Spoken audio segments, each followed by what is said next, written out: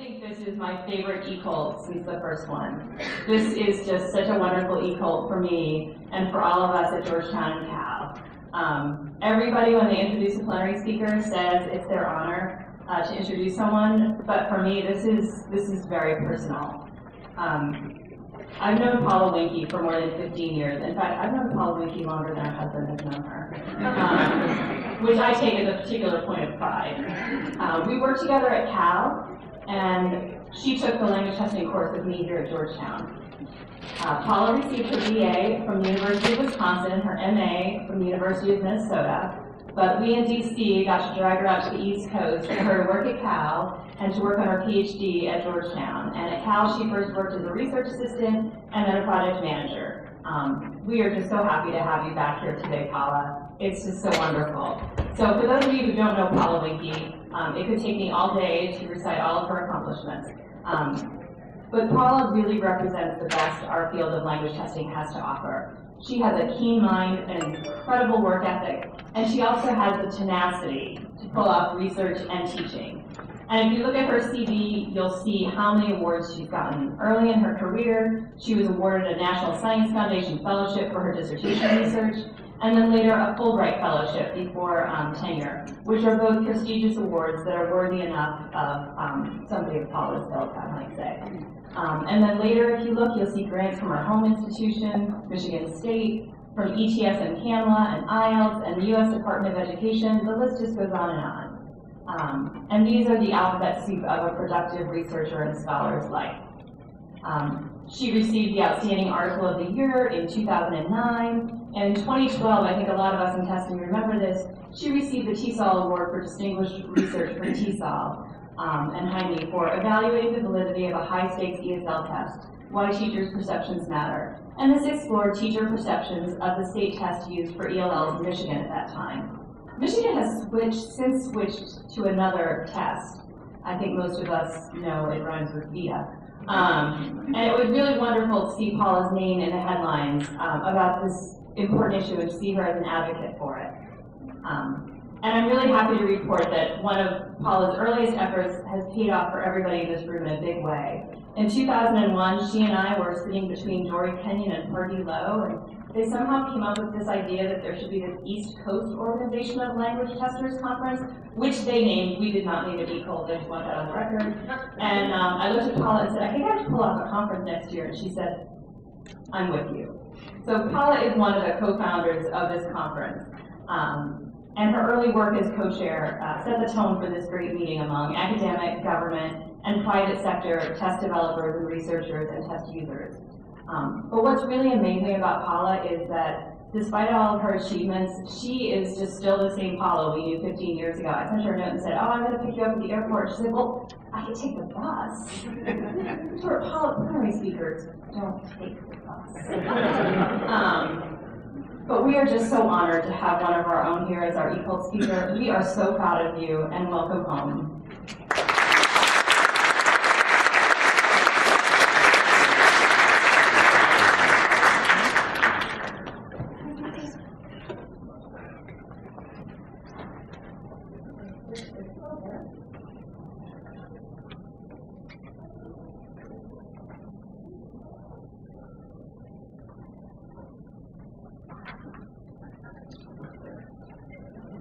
I thought I'd bring you to Michigan State University a little bit. Thank you so much for having me. I'm thrilled to be here, but I'm also very nervous because the last talk I gave here at Georgetown in 2005 was my dissertation defense. And just some of the same people that were there in the room again, so it's deja vu. It's terrible. But it's also thrilling, so it's very exciting to be here. And I get to talk about something that's really a lot of fun, really dynamic, and moving the field forward, I hope, in very innovative and interesting ways. I'm going to talk about investigations into language assessment using eye tracking methods. And this is something that's really taking off in the field. We're seeing more and more presentations at conferences on eye trackers for language assessment. Last year I was here in the fall, and I saw a wonderful presentation by the ETS eye tracking lab presenters, and it just keeps building the So Michigan State University is about eye tracking, but it's also about football. And you might be wondering, why am I showing so much football? Because there's a relationship between football and MSU and the eye tracking lab. Because the eye tracking lab is right there. And 8 days out of the year, we cannot do any eye tracking because the noise from the jumbotrons, these are the jumbotrons back there, those great big giant screens, are so loud we can't hear anything in our building on those days. So we don't do any work, we relax, and the eye trackers get rest. But otherwise, we're busy. This is our building from the other side. It's well tall. It's a new building that they built for us, we like to say. And I want to start out because I'm not sure that everyone's familiar. So I'm starting at ground zero. I'll assume you know nothing about eye tracking. And this is a good experience for me because we're starting to train people in our labs on how to do eye tracking. This summer, my colleague Eileen Godfroy and I have trained a medical team from Michigan State University who are taking the same eye tracker we have to Uganda to measure the cognitive deficits that children with AIDS might have. Usually they don't find those cognitive deficits till the children are in elementary school. When they start learning, we see their problems. But with eye tracking, they're trying to see if they can find those cognitive problems earlier as toddlers. So as they're taking their eye tracker to Uganda, they said, will light be an issue because we're going to do this outside? And we said, yes, it will be, but we're not sure why. So now I think I've got some slides to explain why all these technical things are important as well. So what do eye trackers do? Well, basically, they record video really fast. That's the first step of it. We have 2 eye trackers at Michigan State University. We've got an iLink 1000 from SR Research in Canada and a Tobii TX300, which is from Sweden. And it gives you a clue to how fast these eye trackers are in names. What do you see? See anything that might give you a tip on how fast they record, how many frames per second or millisecond? Yeah. So the iLink 1000 records at 1,000 hertz, and that's one recording, one video frame every 1 millisecond. So that's pretty fast because a standard video recorder, there's one back there, one over there, they're probably recording at about 24 frames per millisecond. 24, so they're a 24 hertz camera, right? So these ones, they're 1,000. Some of them go up to 2,000. We also have a 300 hertz Tobii, which is about one recording, one video frame every 3.3 seconds. Okay? So that's the first key to this issue of how it works. So you can imagine if you're recording that much, I'll give you a little test here. Which eye tracker would you want to use if you're interested in the umlaut in schlecht, right? If you want to see if students notice that umlaut, because if students aren't writing it, you keep teaching them words like this, and they write you essays with no umlauts, no accents, nothing. So is it a paucity of input? Obviously not. You're giving it to them in class. Or maybe they just not seeing it. Are they reading but not looking at the umlauts? It's like they're invisible. They're there, but they don't see them. But if you're going to research that, that's a very small area of interest, is what we call it in AOI. So if you need to investigate whether they actually look at the A umlaut, what would you use, 1,000 hertz or 300 hertz? 1,000, definitely, right? Because pretend that you are the computer screen and I am a big eyeball, right? So it's like the eyeball never stops moving, right? So as it reads through the word, or maybe even skips over the middle part of the word, if you have more frames per second, you might capture some of the images on the area of interest that you're looking for, right? And we did have a student, Maren Huggin, who investigated this phenomenon, and she and my colleague, Eileen Godfroy, published it a couple years ago.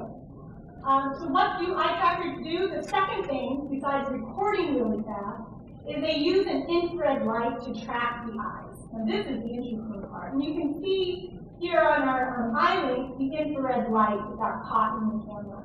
So with the infrared light, it does something Here on the Toby, they're built in, you don't see them, so you're not as aware that you're being tracked with the Toby system. It's a little more discreet. But what it's doing is it's putting something on the eye. That infrared light produces a corneal reflection. So you'll see that corneal reflection in the eye, the little dot, the white dot in the eyeball there. So what happens then is the eye tracker tracks two pieces of information from your eyeball, right? So the red lines are the center of the pupil, right? So it finds your pupil and calculates the center of that pupil. So again, I'm the human eyeball, so it'll find this coordinate, that's the center of the eye. And it also tracks the corneal reflection to make a vector that can then point to where it estimates you're looking on the screen, okay? So with those two pieces of information, the center of the pupil, the corneal reflection, it can diagram out where it thinks you're looking, okay? So far, so good? Okay. So the next piece of information that the eye tracker needs is where on the screen you are looking with great accuracy, right? So light sources, natural light is used to record your pupil, and then the infrared light is finding the corneal reflection. But then you do something additional, you'll calibrate. I'll get to that in a second. Light sources are used to cause two reflections or measurement spots, one on the cornea and one on the center of the pupil. And then the high-speed camera then captures an image of the eye. So it actually is recording. There's a video camera that's recording the eye. And the direction of the gaze is then calculated using angles and distances from the screen. So you could record just the eye and get all the information. But we like to superimpose a dot on the screen afterwards. So the computer also records the screen and then superimposes the dot to show you, the researcher, where the eye is looking. Okay. But all eyes are slightly different, right? So if I'm a human eyeball, it'll show me looking that way. But eyes are actually of different sizes and shapes a little bit. So that's why researchers have to calibrate first. This is a test run. When the participant first sits down in the chair, they're asked to look, the computer asks them, please look at a certain part on the screen, and then it will judge whether it's able to accurately pinpoint, she should be looking at Nordex or Ortega, but maybe the computer says, okay, the vector should align with where Nordex is on the screen, and in this calibration exercise, it knows where she is.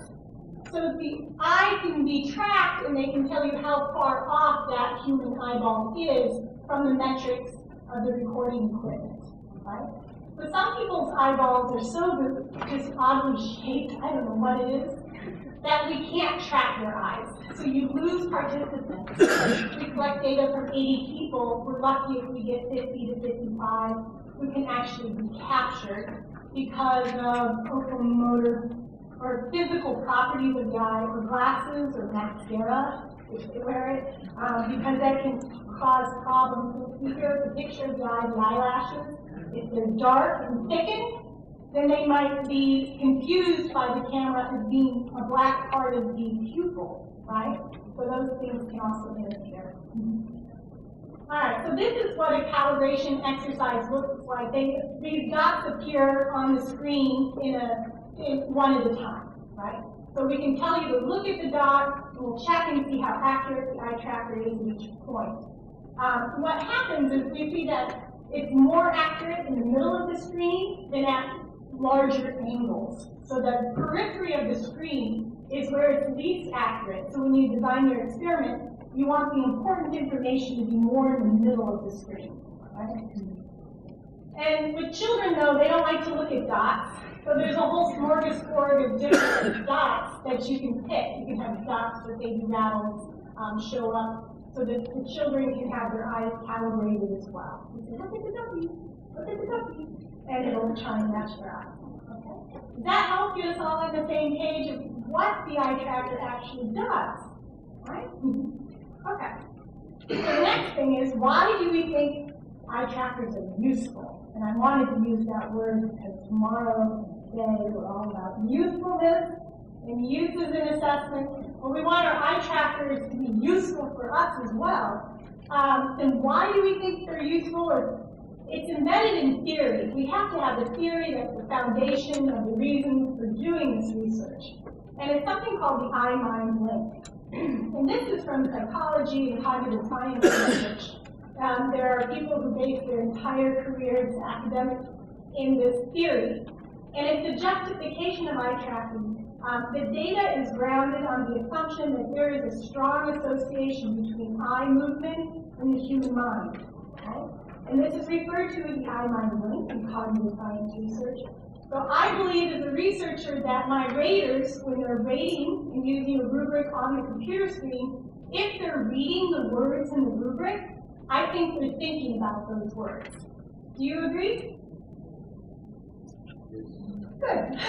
You can do eye tracking research too. And if students are in a video-based listening activity in their foreign language classroom and there's captions, if they're reading those captions, looking at the captions, I assume they're reading the captions, right? So there's a connection between what they're looking at and the processing that's going on in the mind. And now you're probably thinking, oh, this is really useful, right? If we can connect thought by seeing where they're looking, then we can get a lot of extra information online in real time. We know a lot already from eye tracking research. A lot of work has been done. Several decades of research have already been conducted. We know that individuals reading in their second language resolve ambiguous sentences or violations of gender agreement, and we can see them doing that through eye tracking methods. A lot of researchers have investigated Schmidt's noticing hypothesis and how it works with eye tracking data. We've also got a lot of research that's been done on bilingual eye movements. We also have research that's been done on task instructions on reading tasks during reading in classrooms or simulated classrooms. There's been research on how adolescents read while simultaneously writing essays, studies on the effect of compound words and word length on reading. And there's also been eye movement studies on the reading of on-screen captions during the presentation of the video. My colleague Susan Gass and I have been working on that, as well at Michigan State University. But I wanted to tell you about 3 studies in particular that have been done in language testing that have been published recently. So one that you've probably heard of is by Bass. So what he did is he had 38 Malaysian students. They took a test with 2 IELTS reading passages that had 11 items full. So then the Malaysian students participated in simulated recall images. And there were differences between successful and unsuccessful test takers on a number of dimensions, including their ability to read expeditiously. And this was the seminal paper. This is the first one that was published in language testing, and it won the TESOL Distinguished Researcher Award. And many people are following in Bax's footsteps. What was so innovative about Bax is he really brought to the fore the notion of cognitive validity. It's been around for a while, but I think now more and more people are paying attention to it.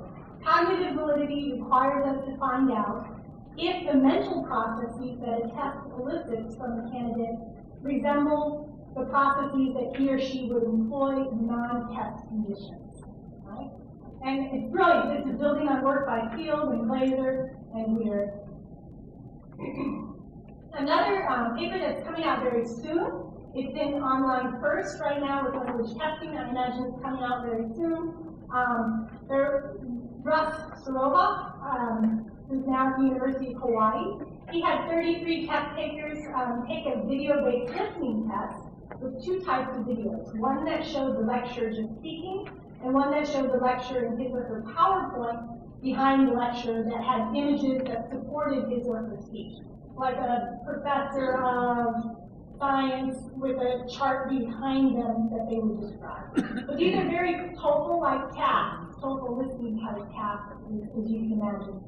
But the results revealed statistically significant differences between high and low scores in terms of fixation rate in dwell time, how much they looked at either the lecture or the lecture and the picture, but no difference between video types. Another study that I just saw presented at TBLT in Belgium was by Brunfalt and McCrae.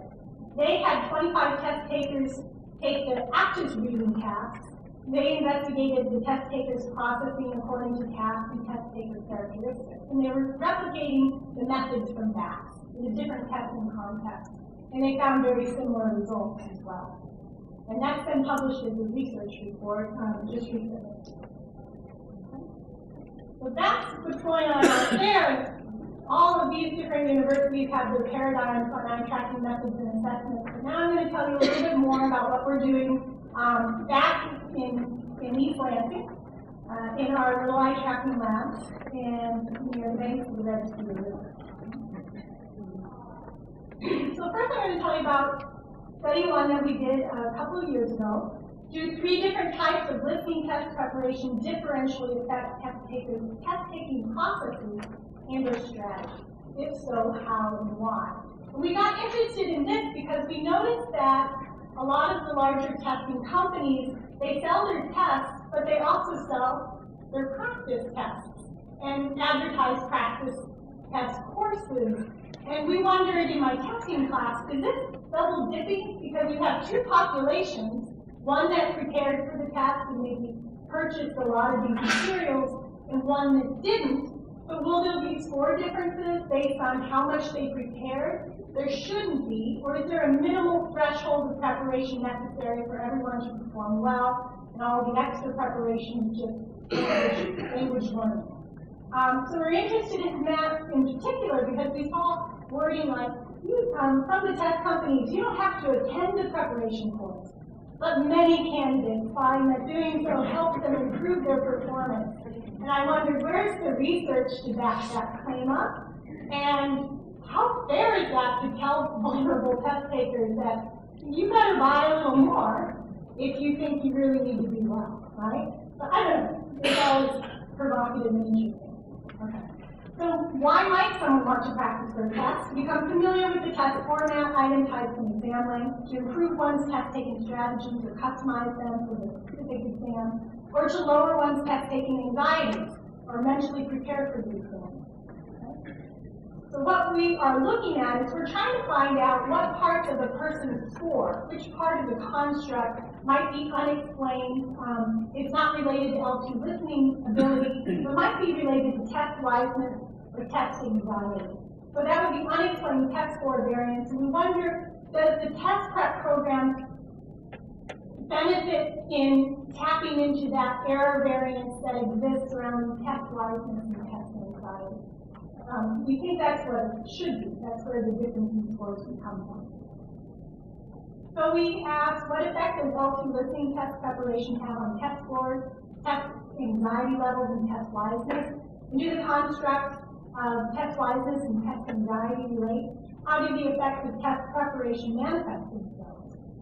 Through the eye tracking record, can we see it in altered test-taking processes?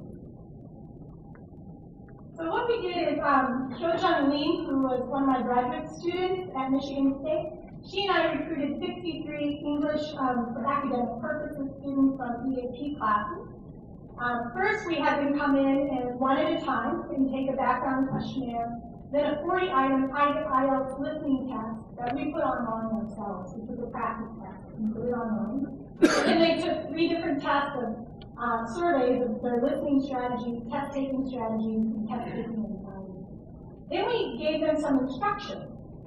So we divide them into 3 groups: an explicit instruction, implicit instruction, and a control group.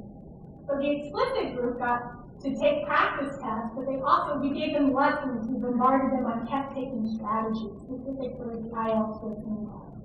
The implicit group just got the test practice plus some vocabulary instruction to make the length of the same amount of time. And then the control group got English conversation practice. All 3 groups had the same teachers. Laura Ballard, another graduate student at Michigan State, and I traded off teaching these classes for a couple of weeks. And then, after we were done with that, we pulled them back into the eye tracking lab one at a time and gave them a 40-item IELTS test on the eye tracker, a different version from the one they took the first time.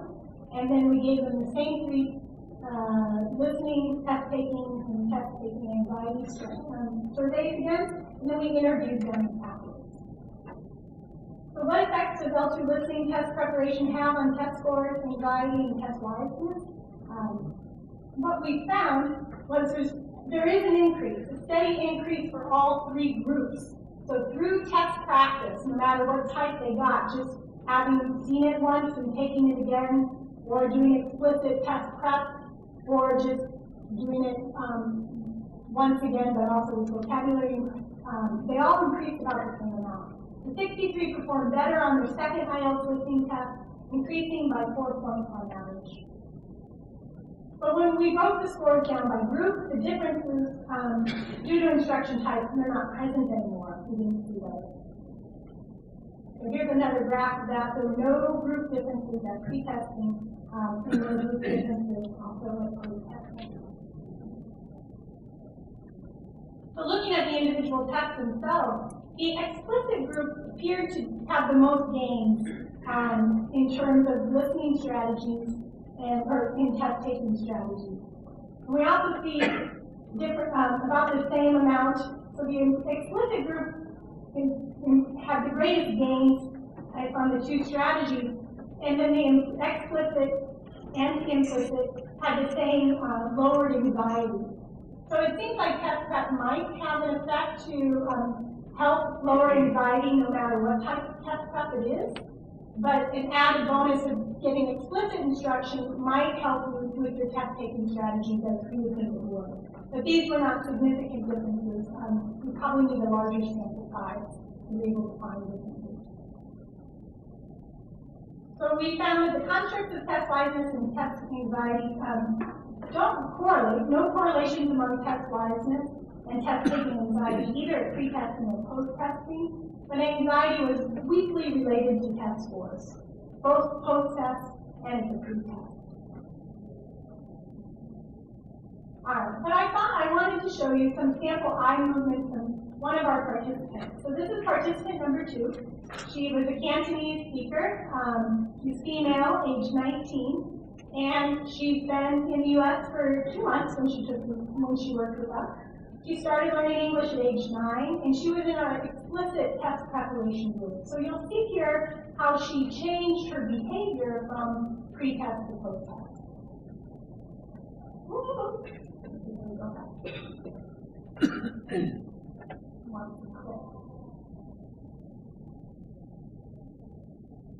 And the sound will come on when she clicks play.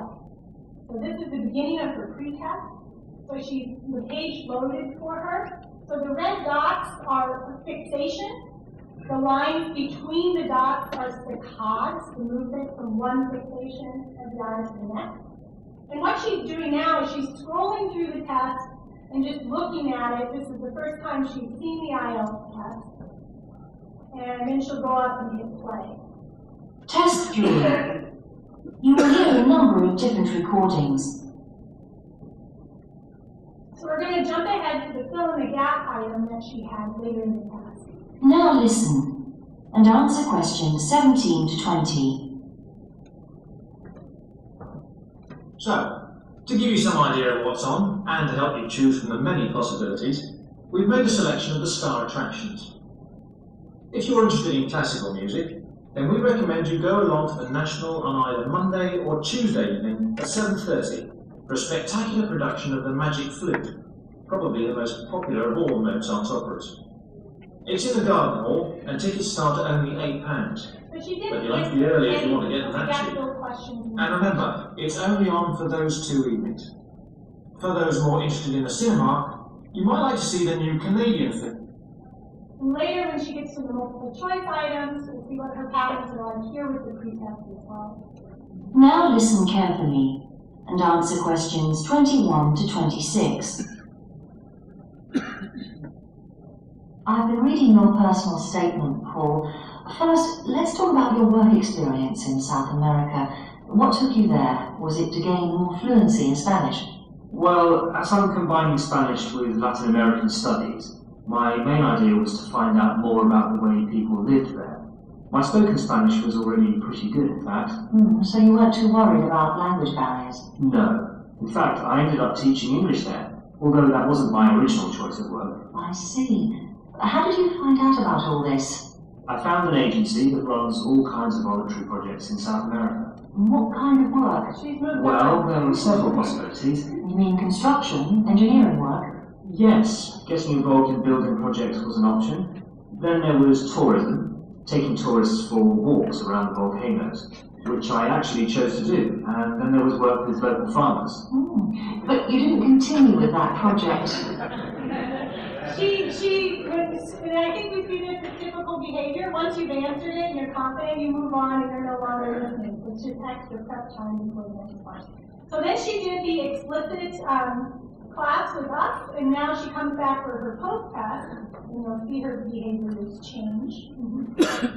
So at the beginning of the post-test, she no longer scrolls through and previews the items. She doesn't need to do that. She's learned the format through the test practice.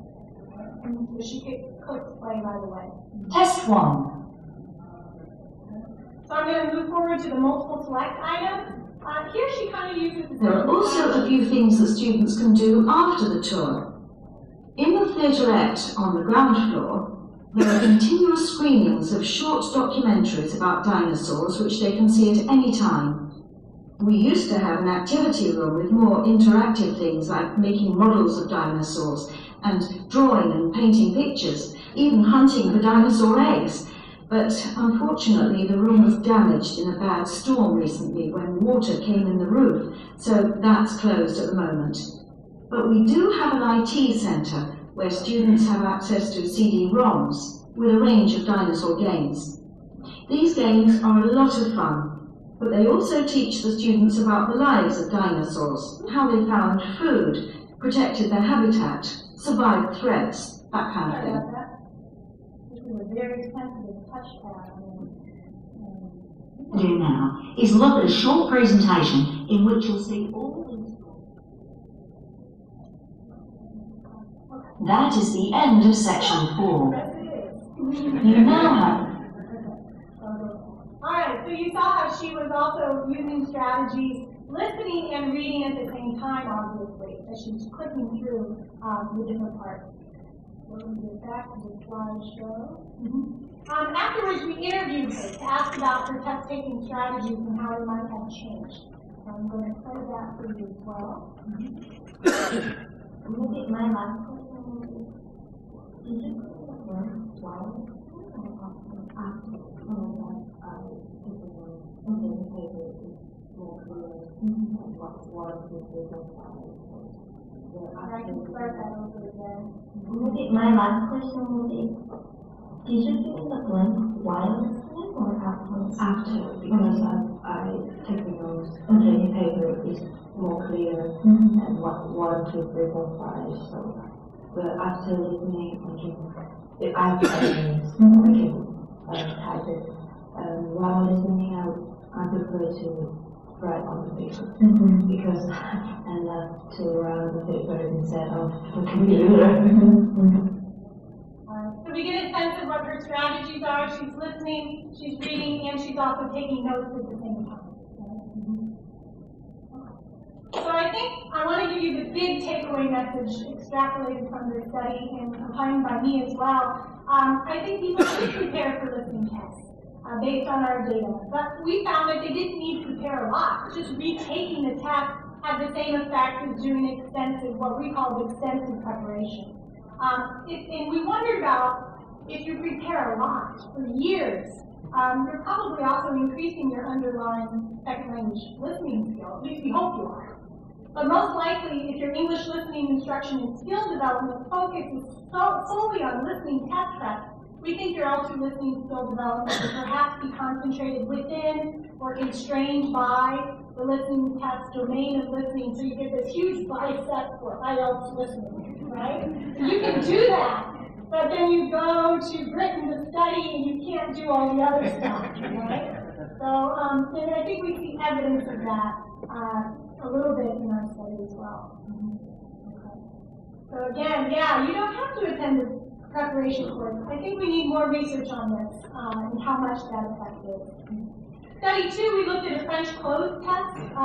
We wanted to know if it truly is a test of French reading comprehension. It's proposed by Annie Tremblay in her 2011 SSLA paper. Or is it measuring something else, such as language proficiency, which is what earlier researchers of the closed test said, or text readability, which is also another claim that people investigating closed test say this.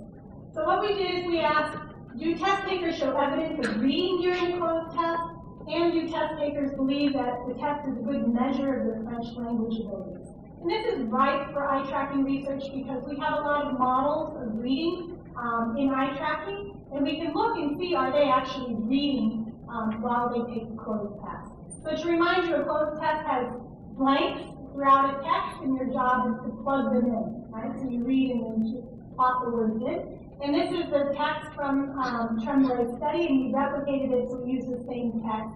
We put this text on an eye tracker and had students type in the words that were missing. Okay. So it was modeled after Brown's 1980 test, 46 blanks. Hers, Tremblay's with paper and pencil. We used her scoring system, 1 point for an acceptable response.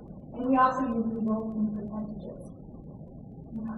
So we recruited 22 individuals from the French program at Michigan State.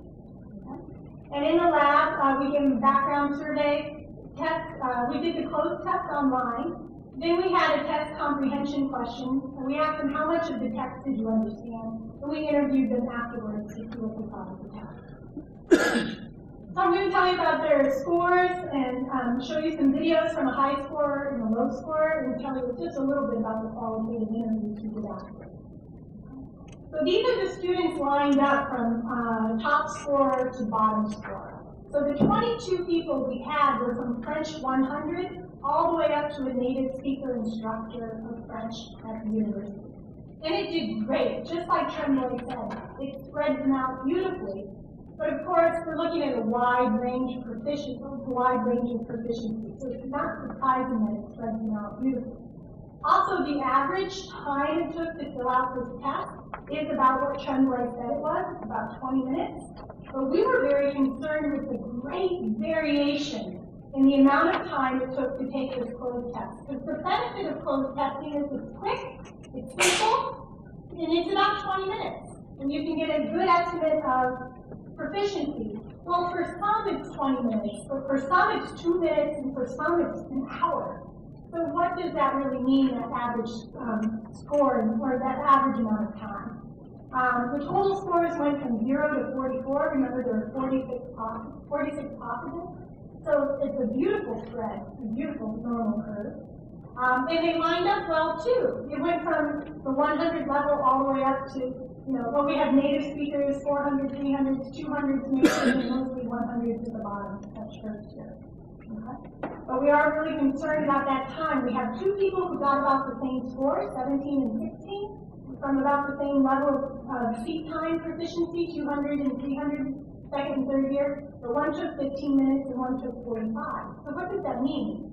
We're not sure. So I have the eye movements from the French instructor, who got a 41 out of 46. So I'm going to fast forward a little bit. So reading the instructions.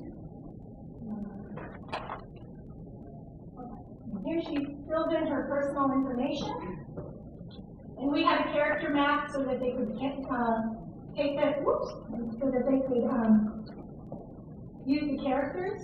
These were our areas of interest. So we were interested in every blank that was in the test.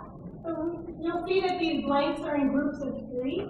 The participants didn't see these, but these we built in after the test was done. We overlaid these areas of interest so we could track the amount of time that they spent looking within each square.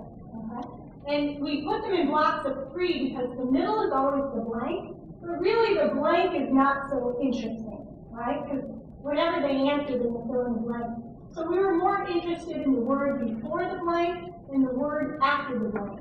Because as you're taking a closed test, the idea is if you're reading, you're gonna read, right? And you might use the words right around the blank to help you fill in the missing words. So the idea, you can kind of have a theory of how closed tests will be taken. You'll read through and sequentially fill in the blanks. So let's see what the French teacher does.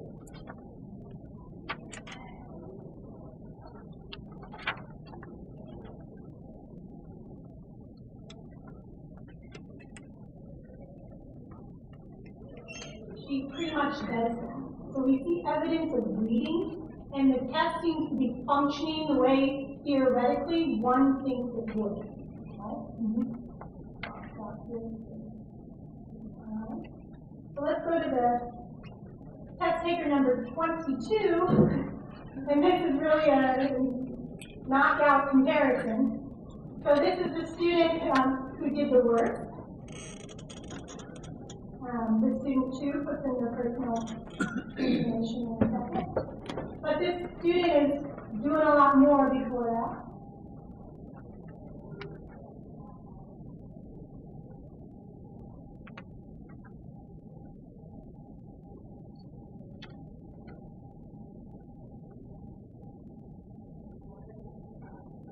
Checking out therapy more.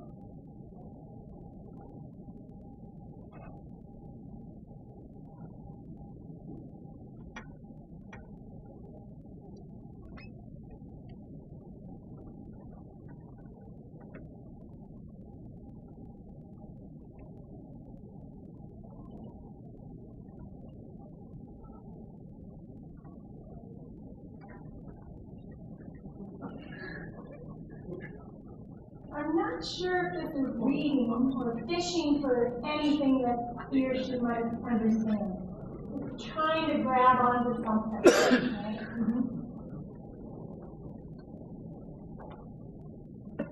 Right? So it took 3 minutes and 40 seconds for the student to take the test.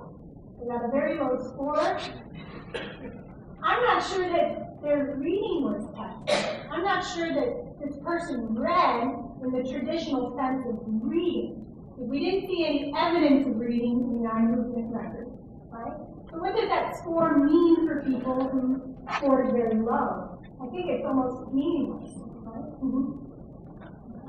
So we interviewed those two people. The person you just saw, 22 with 0 points, the closed test was too hard for me because I didn't know the vocabulary. I felt like I should have known more. And that's what killed me because there's this negative feeling coming from the participant that I should do better, and really he or she shouldn't. So we set them up to fail by giving them this test. And then the teacher said, I have no idea how lower level French learners would even be able to do this test. The vocabulary is very hard and the topic is very abstract. I would not give this text to first or second year students. And I think John Norris and his research team will be happy to see this because of all the research in closed testing or CCAS going on here at Georgetown University, and our work backs up what he's doing. Is making sure that the reading passage is appropriate for the level of reading ability that the candidate has. Okay. So we asked if the test appropriate? Yes, no, unsure. The 4 French 100 level students claim the test is inappropriate. Okay. I'm going to skip to study 3.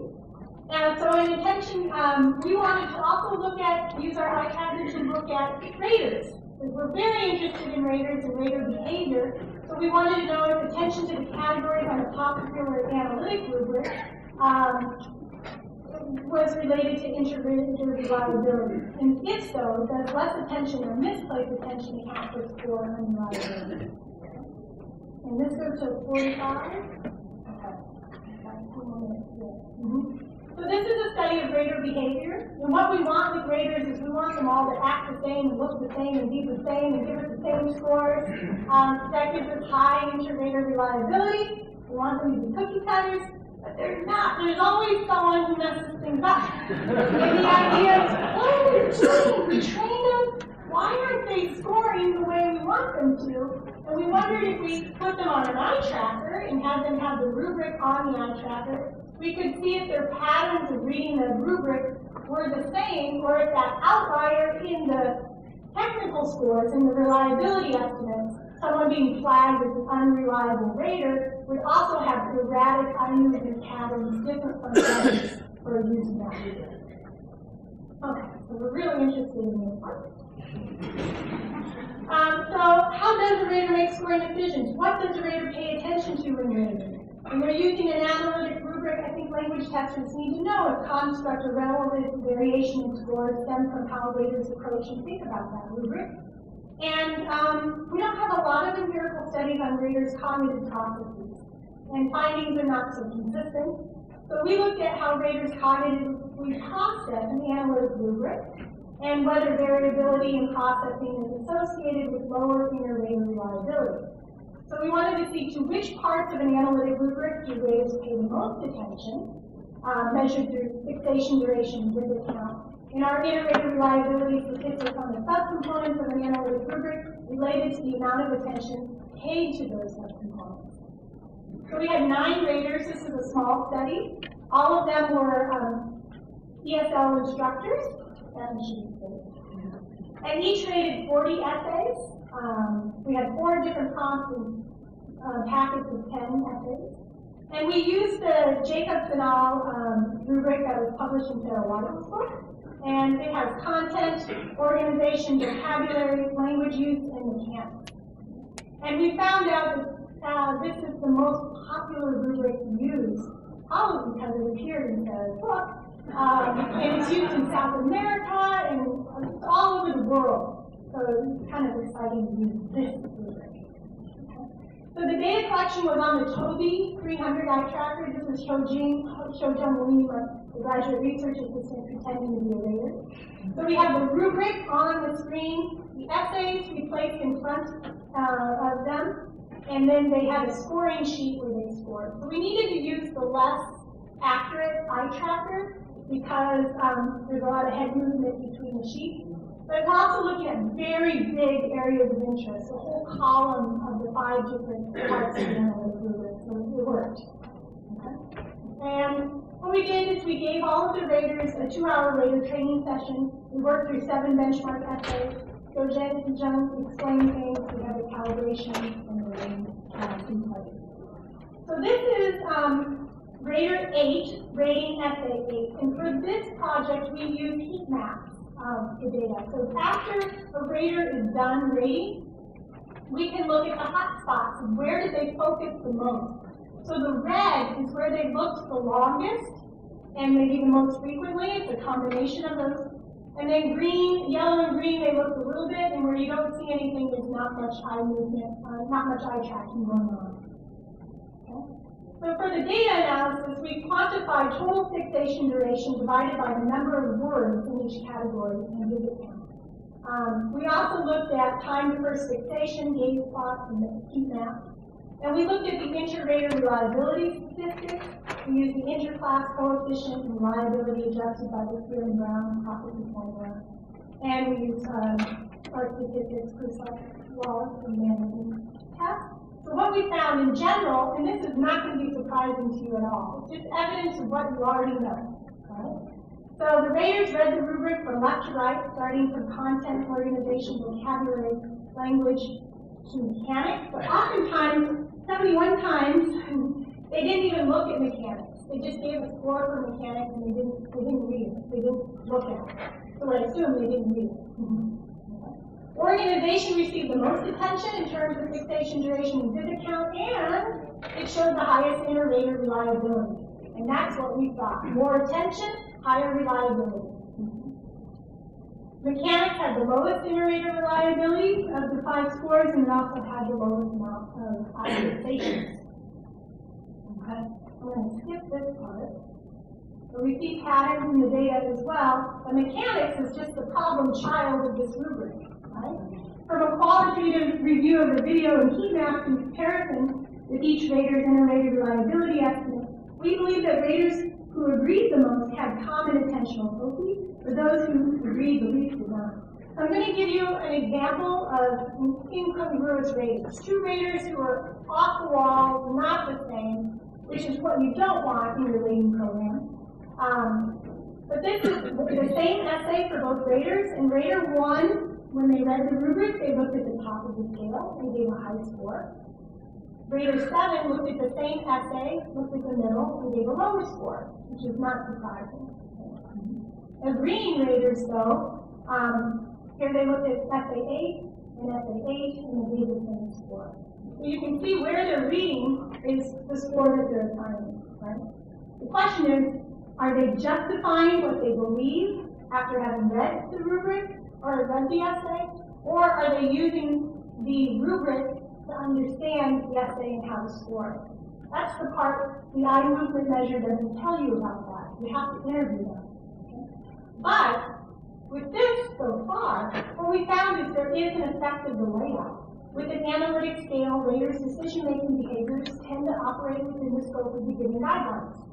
So part of the guidelines is the order of the categories. I think that raters gave the most attention to content and organization and the least to mechanics because of the primacy effect. It has to do with rubric real estate. It's really important what you put first. And we're kicking ourselves because we should have recorded our training session.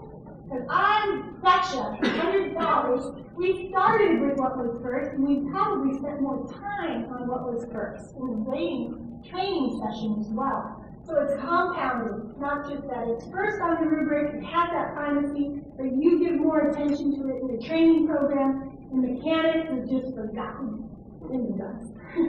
So the question is, should we get rid of mechanics? Make the rubric shorter? Probably, because then you have more time to pay attention to the more important categories anyway. So the eye movement data don't fully explain why raters paid more attention to certain categories. We do need a simulated recall. We don't know if there's any cumulative effect across essays in the rating process, and we're lacking on how raters read the essays, and how they went back and forth between the essays and the rating scale. And that's the next study that we're working on now in Michigan State. We still have more road work ahead, and this is where I invite you to get your hands on an eye tracker. They're going down in price, and some are building their own eye trackers. You don't need, I think I heard someone built one for $500 with a regular camera. You don't need 1,000 hertz. You could do it with 30 hertz. Because one of the areas that needs a lot of investigation is children taking tests, right? We've heard a lot of the voices from teachers saying that these tests aren't cognitively at the right level. My native speakers of English would fail these tests in the K-12 public schools. So what is going on? We think there's a lot that can be done with eye tracking to measure children's test-taking processes. Some of the questions we have are, do young child language tests provide enough visual support to scaffold their reading in the same ways that their in-class and at-home readings do? Because what we find is a lot of the pictures in child testing is vague. The pictures are vague. They don't give clues. And if you look at their books, the pictures give a million clues and scaffold and help them in reading and giving them vocabulary. So again, it's a question of cognitive validity. Are children able to cognitively process text direction within the context of the test? Children are asked to read silently to themselves, reading under time pressure. Is that reliable? Is that something that they can do? What's going on there? Sometimes it seems like they didn't read the directions, but you ask them and they say, yes, I read them, but I have no idea what they meant. Right? Because they didn't process them. Are the reasons for wrong responses due to a lack of ability in the language and not due to natural age-appropriate cognitive development stages? That too can be investigated without tracking. So I have one graduate student, or two graduate students right now who are looking at child language tests, and the results are coming out to be very interesting. One of our students, Shinhei Lee, is doing her comprehensive exam in the Toby lab, and what she's doing is having children take tests that are based on the TOEFL primary. So she's put the TOEFL primary on the eye tracker, and she's looking at these areas of interest, the picture stimulus that they're supposed to talk about, and then the different vocabulary words that they're supposed to use, which are in pictures, and then there's a timer at the bottom of the screen. And what she has found so far is that there's differences in the use of the timer. So this is something that's been borrowed from adult testing. We give them speaking tests, we have a timer that counts down at 30 seconds to talk. But no one's haven't looked at that as far as we know in terms of how 7, 8, or 9-year-olds interact with that timer, or how it affects them cognitively. There's some reactivity in the test-taking process for them. And she's finding great differences in the non-native speakers and the native speakers who are taking this test. In particular, the native speakers plan ahead. They look at the next picture while describing the previous picture, whereas the non-native speakers do not. So they're often interrupted by looking at the timer. And they look at the timer in times when they shouldn't. So it seems to be conflicting with the test-taking process. So we have 3 issues going forward. Ecological validity, tests taken in the lab or not tests taken in the real world. And veridicality, does the eye tracking method change the way people do the task when we're asking them to come to the lab? I'm also concerned that if we show the stimulus of the eye movement data to a participant as part of the simulated recall, is the eye movement record too strong of a stimulus? We had a study, Maren Huggins study with Pauline Godfrey, where we threw out the simulated recall data because we believed that the stimulus was too strong. Maybe it's just noise to the participant if they watch where they had been looking.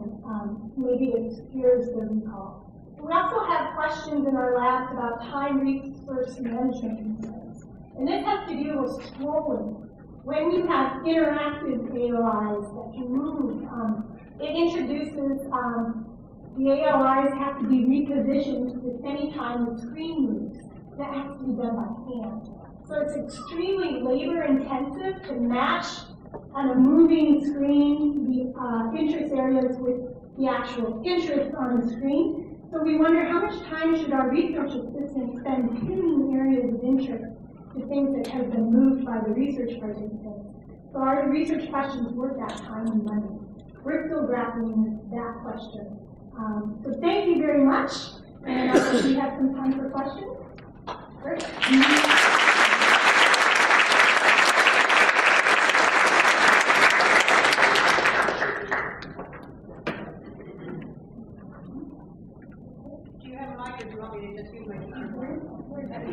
Change your voice until I get there.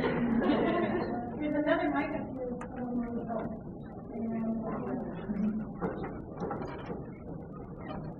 Paula, thanks so much. This is so interesting. I want to go back to your inter-rater reliability study. I'm wondering what kind of information, if any, you collected from those raters about their background, their training. And the reason I ask that is that it's interesting to me that mechanics was the category that they ignored, and I wonder to what degree that's a reflection of the fact that ESL teachers often think, I know how to do that, I don't need to look at the rubric. Right.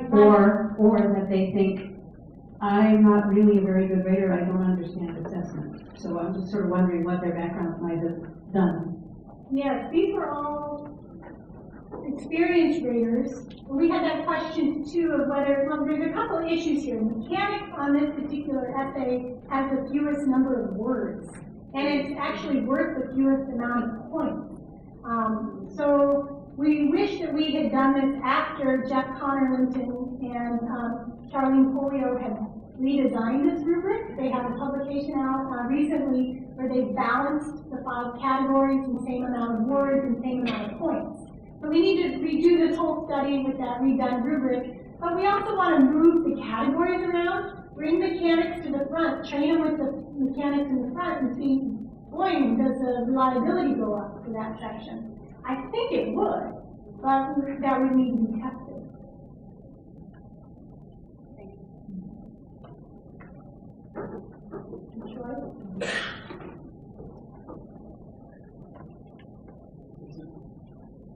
Well, this is really interesting. We just got an eye tracker in our lab 3 weeks ago, and very first person I brought in, I couldn't get him to calibrate, and I wasn't sure what was going wrong, and the vendor had left, and I'm like, well, and so it makes me wonder, if you said that systematically that there's a number of people that aren't, it's not, if you're not able to use it, do we have any generalizability concerns that we should have? Do you notice anything systematic about the people that aren't focusing? We do, and the manufacturers say, oh, it should work.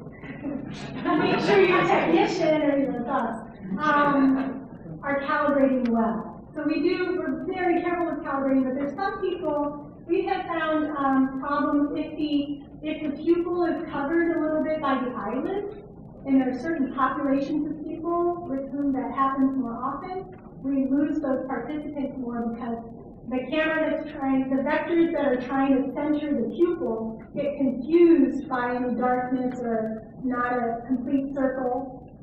So I think those are technical problems that I don't think we can overcome them. So there's always going to be 10 to 20% of the population that you collect data from that won't have their eyes tracked. But I think that's okay because we do the best that we can. So if we bring in 50 people into the lab for the study, we should realize that when we analyze the eye movement data, it'll be a subset of those people. So we'll give everyone everything, and if the eyes don't get tracked, okay, that's fine, but we still have their working memory measures, we still have their test outcomes, and we can look at them for some of the other research questions. But I think this is so common, oftentimes those studies in the sciences don't report the entire number of amount of people that they brought into the lab because they bring in larger numbers. So losing some, that doesn't get reported in all the studies. One short question.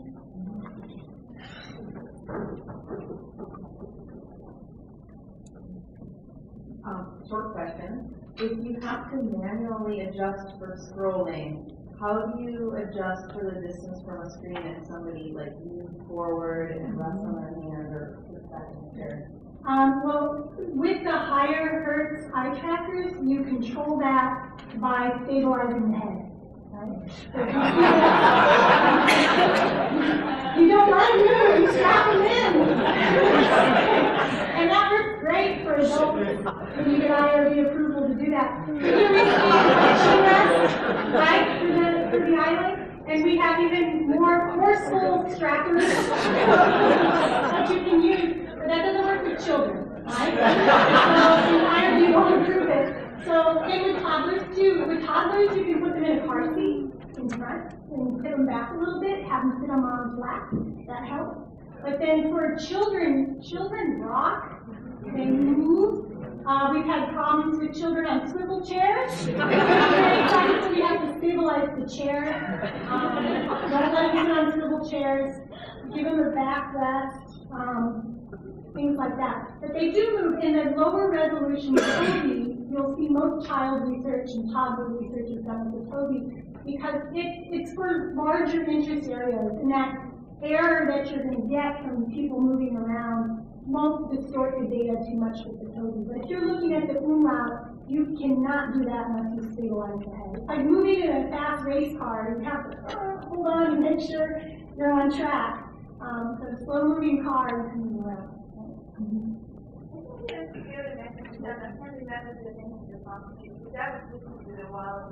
They're actually experiencing something that having to account for cat and body movement. Well, you can set the resolution for the island to a lower resolution, and then use it without stabilizing the head. So you don't need to own two systems if you can take your higher resolution and set it to a lower one. And we can use the island for head-free movement as well. It just requires putting a target sticker on the head. We might have to leave it there, I regret to say. Join me in thanking Paula one more time.